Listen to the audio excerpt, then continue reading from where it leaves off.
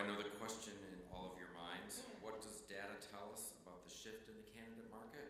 Well, pleased to let you know that PeopleScout's Senior Vice President of Sales, Solution, and Marketing, Jerry Sullivan, is here to answer that question for us. Jerry?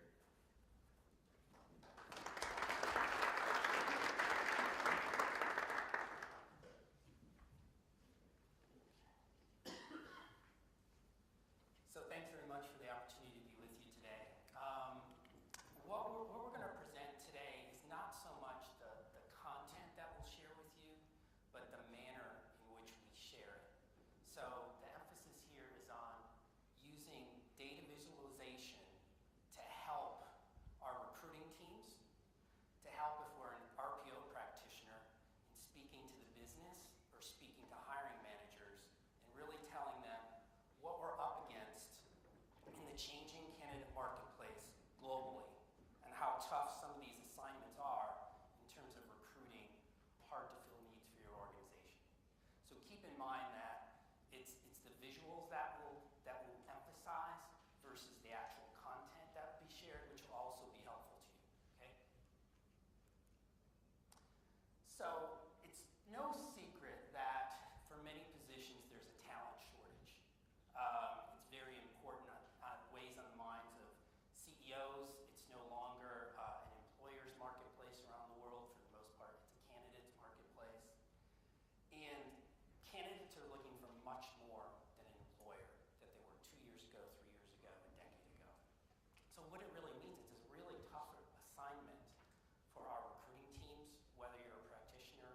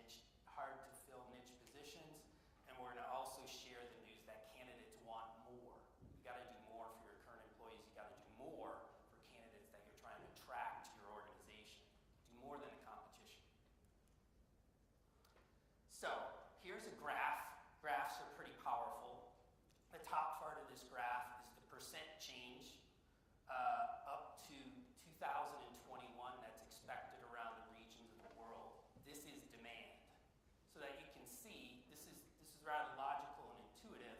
The percent change in Western Europe and North America are the least. They're the most developed countries. The percent change in, for example, Asia Pacific and Middle East, North Africa is much more dramatic. But you can see where there's demand around the world, and the bottom is telling you how the talent lines up against that demand.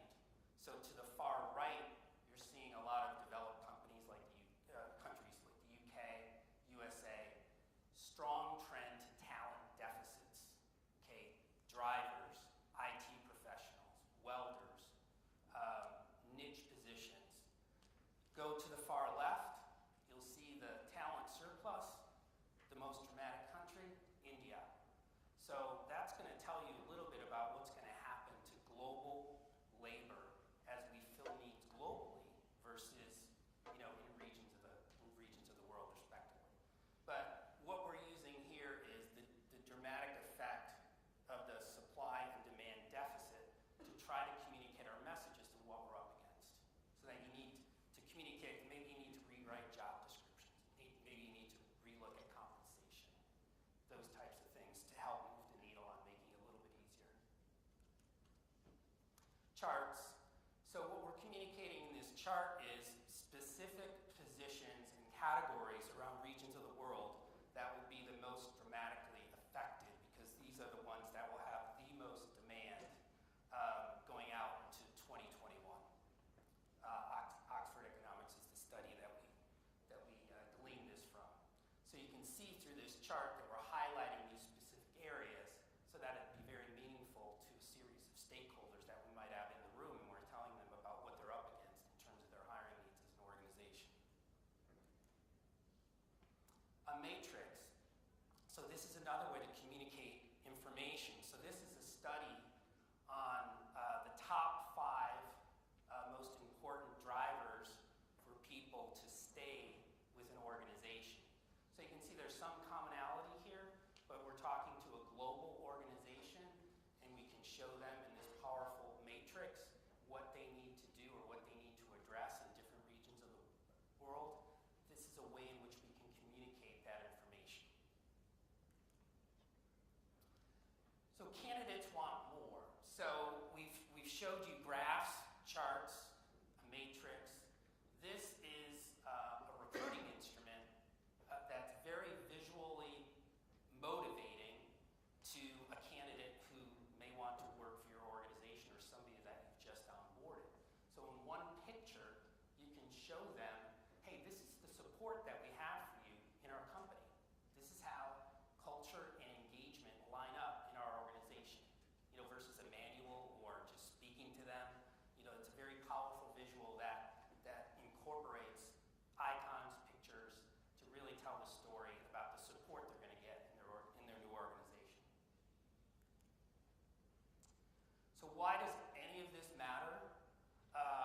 This is a study by Manpower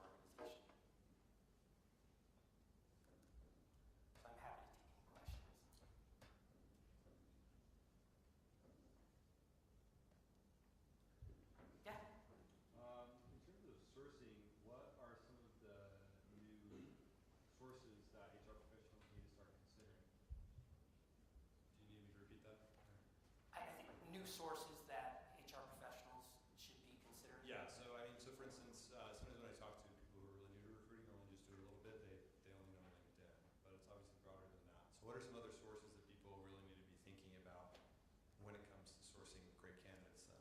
Yeah. So I